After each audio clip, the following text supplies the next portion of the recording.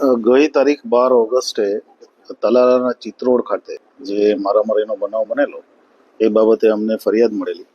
ફરિયાદી ધ્રુવરાજસિંહ ચૌહાણ જે સનાથડ અમદાવાદના રહેવાસી છે અને એમની ફરિયાદ મુજબ દેવાયત ખવડ અને એમના બીજા 12 થી 15 સાથીઓ ગાડી એમની સાથે ભટકાડી અને મારામારી કરેલી અને હથિયાર પણ બતાવેલું અને લૂંટ પણ કરેલી. આ પ્રકારની ફરિયાદના આધારે ગીર સોમનાથ પોલીસે તાત્કાલિક અસરથી 7 અલગ અલગ ટીમો, જેમાં એલસીબીની 2 ટીમ, એસઓજીની 2 ટીમ અને તલાલા પોલીસ સ્ટેશનની 3 ટીમ, 7 અલગ અલગ ટીમો બનાવી અને અમે ફરિયાદ લીધા બાદ આરોપીની તપાસ માટે ટીમો રવાના કરેલી.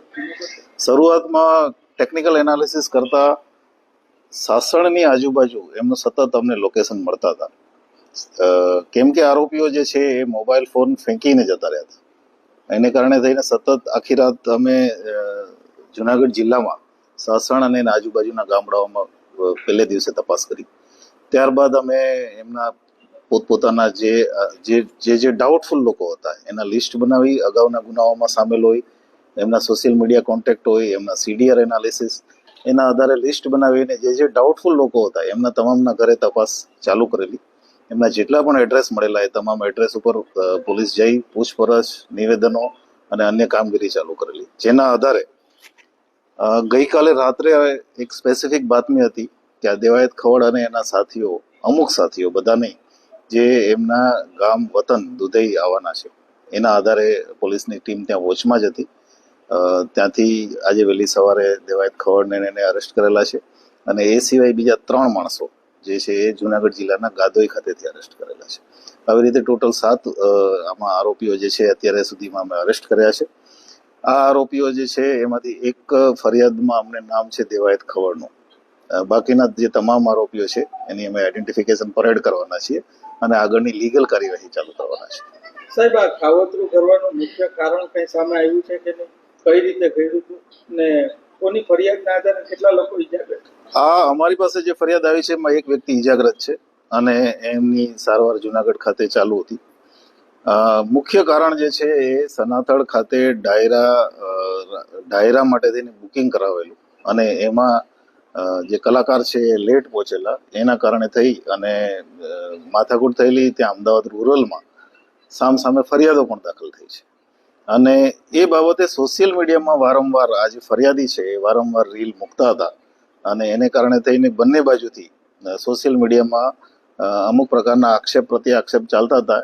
એમાંથી ઉશ્કેરાય અને કેમ કે આ ફરિયાદીએ પોતાનું સ્ટેટસ મૂક્યું હતું સોશિયલ મીડિયામાં કે અમે અત્યારે સાસણમાં છીએ, એટલે એના આધારે ફરિયાદીનું પગેરું લઈ અને અહીંયા સુધી પોતાના સાથીદારોને ભેગા કરી વાહનો લઈ અને આવીને આ ક્રાઇમ કરેલો છે. કેટલા આરોપી હજુ ફરાર છે? હજી ઇન્વેસ્ટિગેશનનો વિષય છે. અમને જે વિગતો મળી છે અમે 7 આરોપી અત્યારે અરેસ્ટ કર્યા છે. બાકીનું જ્યાં સુધી અમે પ્રોપર ઇન્ટ્રોગેશન નહીં કરી શકીએ, ટેકનિકલ એનાલિસિસ નહીં કરી શકીએ, ફરિયાદીના વિશેષ નિવેદનો નહીં લઈએ, ત્યાં સુધી અમે ફરિયાદ મુજબ ચાલીશું કે 12 થી 15 આરોપી છે. મેં આપને કીધું એમ, કેમ કે ફરિયાદમાં એમનું આઈડેન્ટિફિકેશન નથી એટલે અમારે આઈડેન્ટિફિકેશન પરેડ કરવી જરૂરી છે. જેને કારણે થઈ અને એમની જે કંઈ પણ વિગત છે એ અમે આફ્ટર આઈડેન્ટિફિકેશન પરેડ આપને આપી શકીશું. અમે હજી આજે સવારે જ આરોપીઓને ત્યાંથી સુરેન્દ્રનગરથી અરેસ્ટ કરી રાઉન્ડ અપ કરીને લાવ્યા છીએ. અત્યારે હજી ઓફિશિયલી અરેસ્ટ કરવાના અમારે બાકી છે. રાઉન્ડ અપ અને પૂછપરછ ચાલે છે. જ્યારે ડિટેલમાં જશું ત્યારે જ ખબર પડશે કે આમાં બીજા શું હથિયારોનો ઉપયોગ થયો છે, કેવી રીતે થયો છે, શું આગળનું ક્રાઇમનું પેટર્ન છે.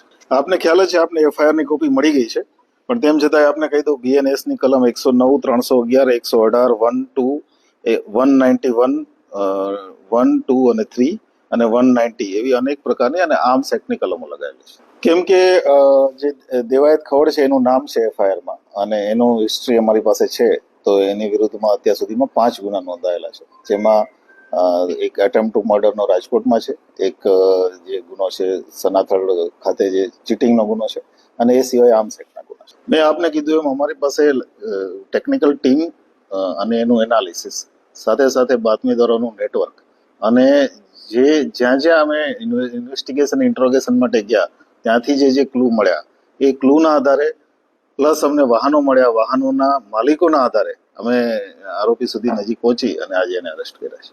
જે વાહનો અમને મળી આવ્યા છે એ બંને વાહનો અન્ય જિલ્લાના છે. એક અમરેલીનું પાસિંગ છે અને એક બીજું છે રાજકોટનું છે.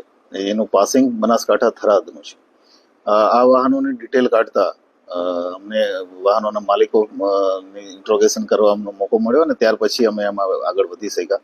આ બંને વાહનો 15-20 દિવસ પહેલેથી જે તે વ્યક્તિઓ દ્વારા, એમના સાથીદારો, આરોપીઓ દ્વારા લેવામાં આવ્યા હતા અને ત્યાર પછી આ ક્રાઇમમાં ઉપયોગ થયો છે. પોલીસ માટે આપને ખ્યાલ જ છે કે અમે આ કેસ 3-4 દિવસ પહેલાનો બનાવ છે અને આજે લગભગ મોટાભાગના આરોપીઓ પકડાઈ ગયા છે. આ સિવાય પણ આ જિલ્લામાં જેટલા પણ અમે 5 ગુજસીટો કરી છે, એક પણ આરોપી બાકી નથી પકડવાનો. અમે જેટલા શરીર સંબંધી નાના પણ બનાવો બને છે એમાં બહુ મજબૂતાઈથી અને ગીર સોમનાથ જિલ્લા પોલીસ કડકાઈથી કામગીરી કરી અને તમામ આરોપીઓ અમે પકડી લીધા છે. પ્રાઇમરીલી અમને એવું લાગે છે કે આ જે સોશિયલ મીડિયામાં એકબીજાને ફોલો કરતા હતા અને જે આરોપીઓ છે એ પ્રયત્નમાં હતા કે આ વ્યક્તિ જે ફરિયાદી છે એ જ્યારે પણ મોકો મળે ત્યારે એને બદલો લેવો, કેમ કે ફરિયાદીએ એમની બાઇક, એમની કાર જે તે સમયે તોડી નાખીને પાણીમાં નાખી દીધી હતી અને બદલો લેવા માટેના ઈરાદા સાથે ઘણા સમયથી એ ફિરાકમાં હતા અને એ એમને મોકો મળતા એમણે કાર્યવાહી કરી છે. કેટલા દિવસની રિમાન્ડ પોલીસ માંગી શકે? કેમ કે અમારે આમાં હજી ઘણું ઇન્વેસ્ટિગેશન કરવું જરૂરી છે એટલે અમે મેક્સિમમ માંગશું. તપાસના કયા મુદ્દાઓ રહેશે જણાવી શકો? તપાસના અમારા મુખ્ય મુદ્દાઓમાં એક તો જોડતી કડી કે જે બે ગાડી અહીંયાથી છોડી દીધા પછી કયા કયા વાહનમાં એ લોકો કઈ કઈ જગ્યાએ ગયા, ત્યાં એમને કોઈ સ્પેશિયલ મદદ કરી કે એમને પણ વિશ્વાસમાં લઈને બીજી રીતે મદદ મેળવી. કારણ કે પોલીસે ઘણું બધું આમાં ટ્રાવેલિંગ, અનેક જિલ્લાઓમાં અમારે ટીમ મોકલવી પડી એટલે અનેક જિલ્લાઓમાં આરોપીઓ પથરાયેલા હતા. તો આ બધા મુદ્દા અમારા મુખ્ય રહેશે. હથિયાર, કયા કયા હથિયારનો ઉપયોગ થયો છે એ રહેશે. સોશિયલ મીડિયામાં કોઈ એવી પોસ્ટ છે કે શું કે જેમાં ઓલરેડી અગાઉથી કંઈ ઇન્ડિકેશન આપવામાં આવ્યું, તો એ પણ અમારો તપાસનો મુદ્દો રહેશે. ઇન્વેસ્ટિગેશનનો વિષય છે, અમે અમારે જરૂરિયાત મુજબ તમામ કાર્યવાહી કરશું. દેવાયત ઘર ભેગા જે લોકો છે એમની ઉપર કોઈ ગુનાહિત પ્રવૃત્તિ કરી? જુગારના કેસીસ છે, નાના મોટા મારામારીના કેસીસ છે. મેજર કોઈ અત્યારે જે અમને, કારણ કે ખૂબ જ પ્રાઇમરી વિગત છે અમારી પાસે, એટલે જ્યાં સુધી અમે એનું પ્રોપર ડિટેલ નહીં કાઢીએ, ઇન્વેસ્ટિગેશન પ્રોપર નહીં કરીએ ત્યાં સુધી આપને બહુ ડિટેલમાં નહીં કહી શકીએ.